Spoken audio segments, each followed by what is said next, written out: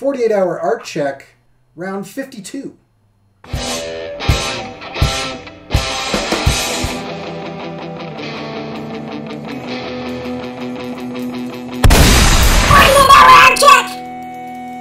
And here we are, 52 rounds into this thing. The epic battle has gone on for 52 times, and we still don't know who has defeated who in that animation. And they still haven't met. It's almost like a Dragon Ball Z season where there's like a 24-episode charge up of a power or something. Oh my gosh, that makes me think that if we're ever really bored or we ever have some free time, we should definitely do like a little power-up scene where it's just both of us just going for like 10 hours. And then have like a voiceover. Will this happen? Yeah, I love it. That sounds good. All right, we should do it. Okay. All right, you want to start out? Yeah, let's rock it. So I am not quite where I want to be, but I am inking the page, and you know, I've made a little bit of progress. I'd like to have made more progress, but that I can kind of get into, you know, with the struggles and stuff like that. But yeah, but I'm happy with how it's coming out. It's really fun to work on because it's like doing a bunch of little drawings, and they're supposed to be kind of naive, so I don't have to like over labor them. Yeah, but yeah, that's cool.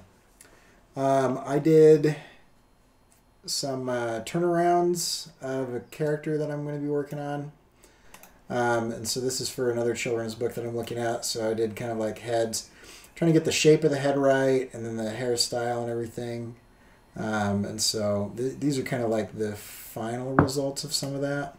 And then I did a video that I've been talking about forever that I finally got around to, breaking down kind of the money that I spent and stuff like that.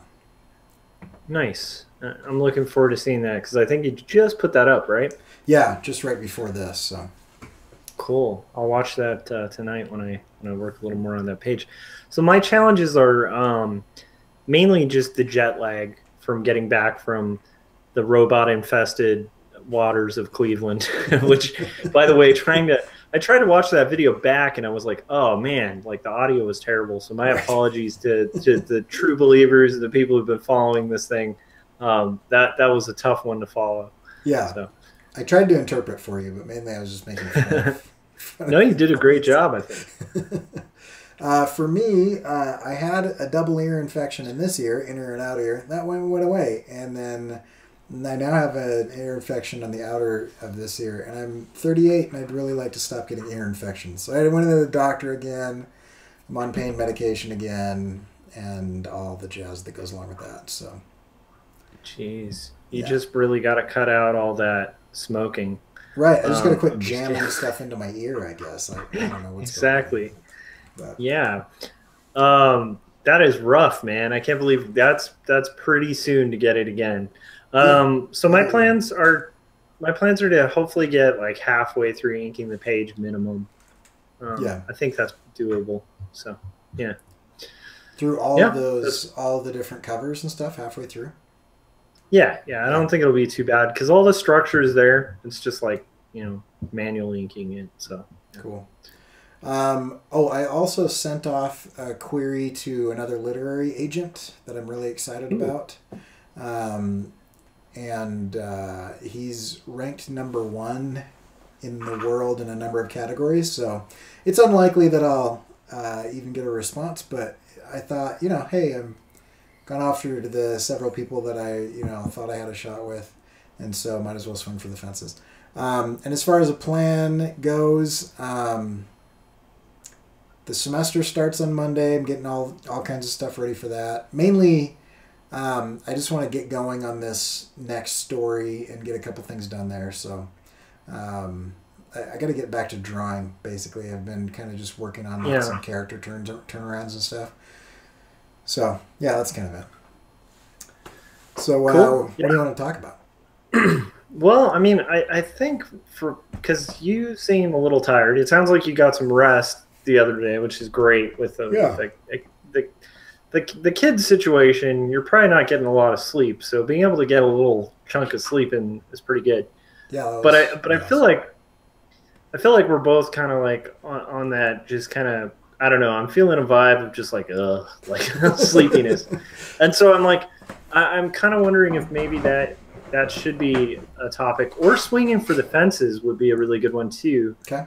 Um, so maybe we can just touch on both. But Yeah. like to me, something that came to mind just when you were bringing that up, like swinging for the fences, aiming for kind of like people who maybe you feel, we've talked about imposter syndrome like Right. ad nauseum on here. Right. Um, but I think part of that is like you usually will be like, well, that person's that person, so I Right. can't contact them because who am I? But Yeah. I mean, what I've found is that that tends to be kind of a ridiculous reason not to contact people because Right. like once again, when are you going to be ready? It's kind of like having a kid. It's like Yeah. you could save $1 billion and still feel like, well, maybe I don't have enough resources for this kid, or Right. like there's never a perfect condition or an ideal condition to kind of go for it. So I think that's really exciting, that you're doing it. And I think that, like, once again, worst case scenario, it doesn't work out. Right. Best case scenario, you learn something, Yeah. And and so like you maybe get it. and on the flip side of that, I do think there's like a minimum threshold. It's just really hard to gauge where that minimum threshold is, especially in artistic pursuits, because we're really hard on ourselves.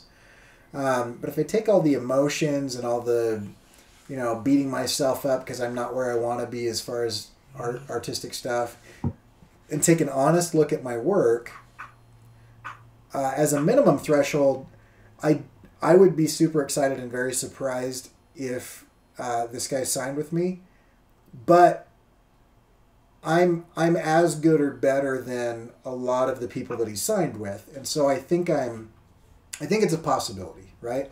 Yeah. It's a remote possibility, but like it's kind of like if I were to, I'm totally out of shape right now, and if I were to like go try out for the Olympics, right?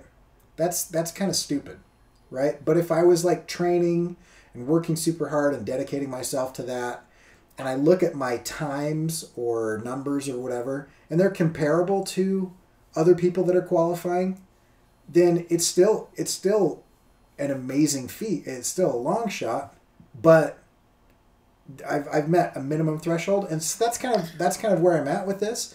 Is Yeah. I always take into account like what's the worst thing that could happen, right? The worst thing that could happen is, is I give him his 4 to 6 weeks to respond or not respond, and then I'm a month and a half behind some arbitrary timeline. So really, like nothing bad can really happen. I mean, Yeah. even if he sends me like a scathing thing, it's probably going to be full of useful, helpful stuff, and so there's almost no downside Yeah. to going like this. I think at some point in time, there's kind of a level of realism where, let's say that I spend the next 10 years only going for cream of the crop, top of the line deals, and I never get it published. I would think that that's a huge waste. But if I spend, 6 to 8 months going after that type of stuff, eventually I might say, you know what? So I'm not going to get published by Random House or Penguin or something. Let's see what else is out there, and I pick up kind of a mid to low tier publisher. Published is better than not published, and I don't think I would have looked at any of the time that I spent swinging for the fences as a waste. Yeah. And I don't think I'd be disappointed. But I think I would always question it if I were to like, for me, and I'm not saying anything negative about self-publishing, but for me, Yeah.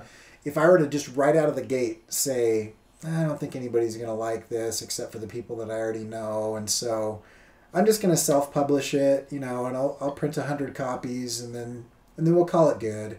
If I did that first, I would always wonder. I would always question whether or not I could have gotten the big deal, or whatever. Well, and I do think with children's books in particular, I think it's better to aim for the publisher first. Yeah.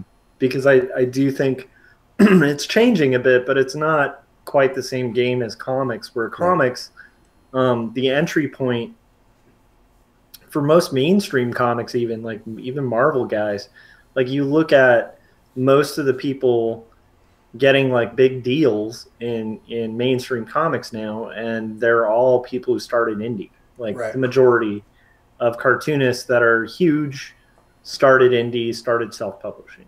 Yeah. So that's a different model than, you know, when you look at kids books, like the majority of kids book artists who are huge started as published kids book artists. Maybe not on big publishers, you know, maybe not with big publishers, but definitely with publishers. And so, you know, there's a little bit of a sea change happening with that, but I think it's a really good idea to start. And even with my comic, like I'm going to submit it and probably look for writers reps and stuff like that. Maybe even in tandem with publishing it myself. So it's kind of a mixed thing, you know. I know, like we had Amanda Meadows, like a friend of mine who's like an editor at Lion Forge on Artcasters the other day. And it was actually a really good reminder, because this is a person I knew before they were a senior editor at like a pretty big publisher. Yeah. And I've just known them for a long time. They're a really good person, and they're a human being. And now I know somebody who's a senior editor at a pretty big publisher. And I was realizing, like, when you were talking about that too, where it's like, well, you know, like this guy's big league and stuff like that, and it's like you're gonna kind of be submitting to it and swinging for the fences, but you're also contacting a human being. I mean, it's not like these aren't like Greek gods, like like up in the sky that you have to, like, you know, like burn incense in certain directions to even approach or something like that. You know, like they're human beings. So, and I think that's a really important thing to keep in mind when it comes to like approaching publishers, when it comes to approaching artists you admire. Like, and I'm not speaking for you, Cory, but just for, you know, our audience and stuff.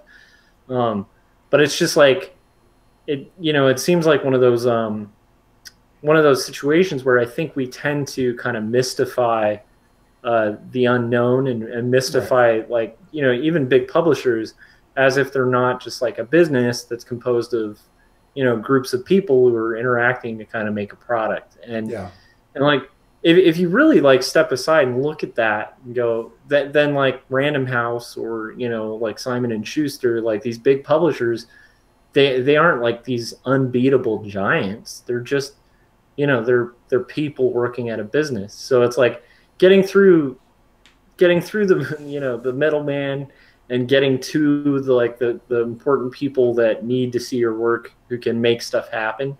That's always going to be frustrating, but I think it's much more achievable if you really just kind of approach it from the angle of like, these are human beings. Yeah. You know, I don't know. That's just something I was thinking about from that. Yeah. And I think that's really good. Another thing along those lines is they're also used to dealing with human beings, and they sign people all the time, you know. And I was actually watching that Artcasters. Is a great episode, and if you guys haven't seen it, go watch it. It's one of the best ones you guys have had. And I thought, you know, Lion Forge would be right up my alley. I would love that, and so I might submit to them too. I'm trying to decide, you know, which comes first, the agent or the publisher, and it kind of depends. But I mean, yeah, there's no reason to like not do stuff like that. I just think you should kind of set a time limit, you know, or something, but a realistic time limit. And the way the thing you were talking about at the very beginning of our talk is really important, and I don't want to wax over that either. It is important to kind of assess yourself, because like you know, I don't know, we make analogies to this a lot too, like where it's like doing art is kind of like going to battle. And in a weird way, it's like you want to assess you know, who you're going to battle with. Like are you taking like 10 guys and you're taking on the entire like British Army in like the 1600s? Like, you're screwed in that situation. Like, that's a really that would be a foolhardy thing to think that you're going to like compete with 10 people against an army, you know? Mm. But let's say you have a full army, or like, you know, you could use the analogy of just being like a boxer. It's like, you know, if you're a lightweight, you know, taking on a heavyweight, and you're like a lightweight and you're not a pro and you're going to take on a heavyweight pro, and you've had like 10 losses and 1 win, like, and that's the only fights you've ever had. Next to somebody who's like maybe, I don't know, like 80-2 or something, you know, they've won 80, lost 2. Like, you're gonna get knocked out. Like getting in that ring would be suicide. It would be foolish.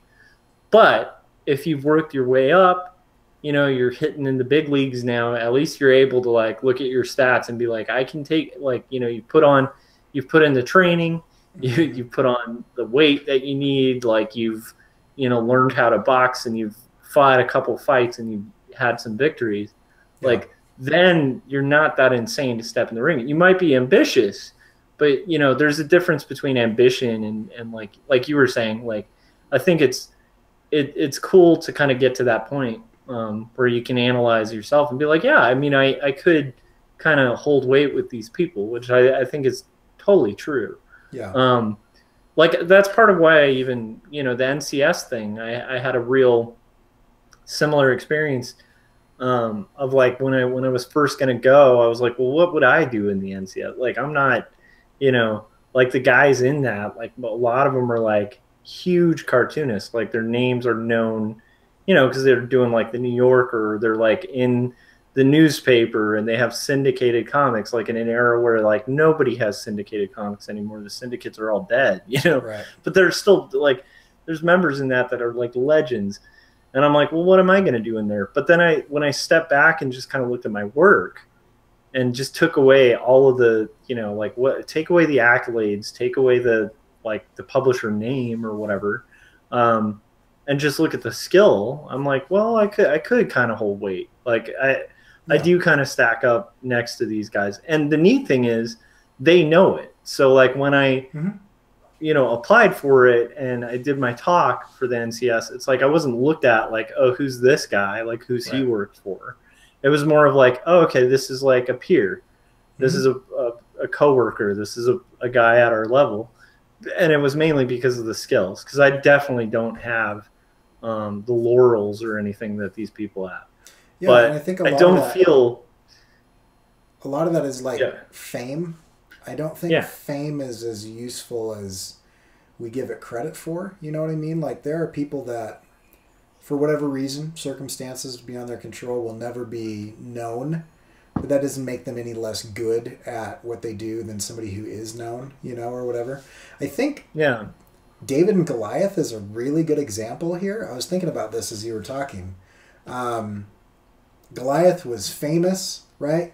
He's a giant. Like, he's the you know, the automatic winner. I mean, to the point where, you know, the whole army, Saul's army was just cowering and nobody wanted to fight him. It was like an ancient tradition to have like a one-on-one combat, right? Instead of let's kill everybody, let's just do a one-on-one thing, right? But nobody would step up. And then David steps up and is the underdog and kills him, right? And that's what most people take away from that story. But David wasn't unprepared. He just visibly didn't have as much fame. He didn't have as much, like, if you looked at the two of them, you wouldn't have been like, oh yeah, obviously David's a contender. So like, he seemed like he wasn't ready for it.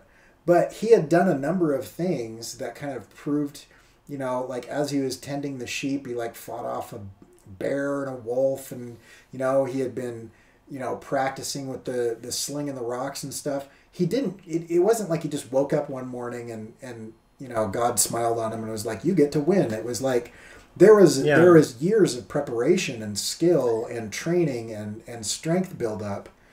It was still a long shot, and it was still a miracle, and it was still like an incredible thing. But I think that's how any of these things, I don't think anybody goes into a situation where they land a huge publishing deal or they get their dream job or whatever, and they don't feel like it's a long shot. You know, I feel like in any creative endeavor, if you feel like, well, this is just a given that I'm owed this, you probably don't have an accurate assessment of yourself. Because anybody who has an accurate agreed. assessment of yourself, you recognize, like myself, that I have a ton of work to do and a lot of things to improve. But I can also look at it and go, it's at a certain level. And it's at a level that is at a professional level that can sell. It's lacking in a number of areas. Oh, yeah. But it's not that I've killed my bears, I've killed my wolves, I've practiced with my sling. I'm at the point where it's possible that I could win. So I'm not just showing up on a whim.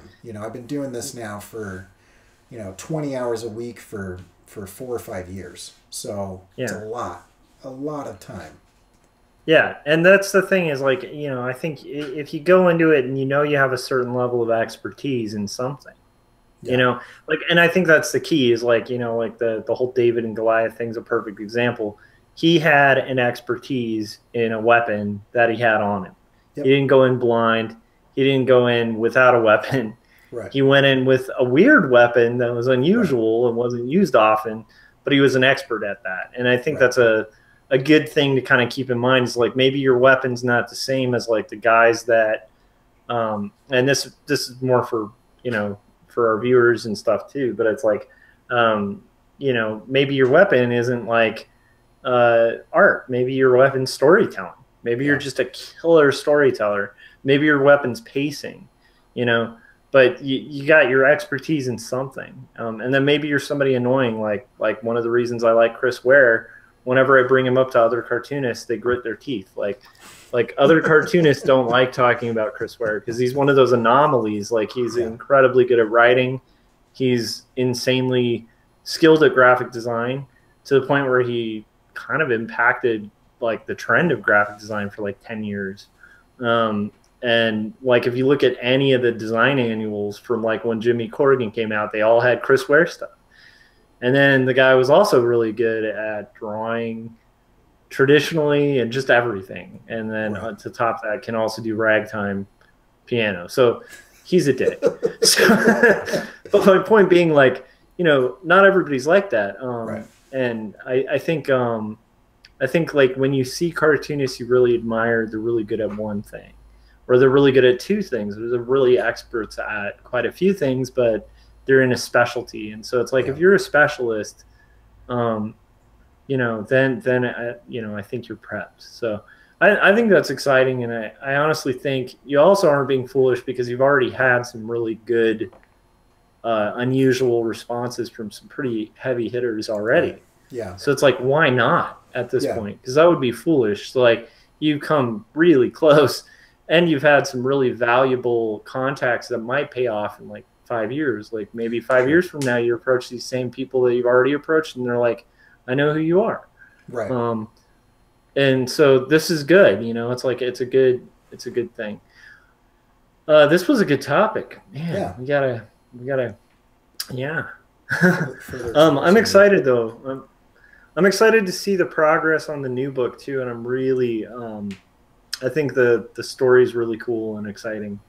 And, I think it's going to be fun. I'm not sure how much I'm going to share publicly now. As I've been listening to some people, that kind of scares some publishers off as well. But I don't know. It'll be kind of interesting. It's going to be a super fun book to do. I don't think I'm going to be as open with the story. But I mean, with Ten Cut Sparrow, I didn't write that. I mean, I wrote it, but like, that story has existed for thousands of years. It's not a new story. But this one is, I think, a pretty unique take, and so I'm pretty excited about it. I think if nothing else, it's going to be visually really fun to illustrate. Like, it's really good. So I've read it to a number of people, and they do laugh out loud as they're hearing it. So I mean, I do think there's some. I think the plot. Writing. Yeah. I think you've hit gold with the plot. I think it's it's like one of those things where when I was doing t-shirt design, this used to happen where the era I was doing it, like, people were posting their shirts and getting them voted on, and that was the only way to kind of do it at the time. Yeah.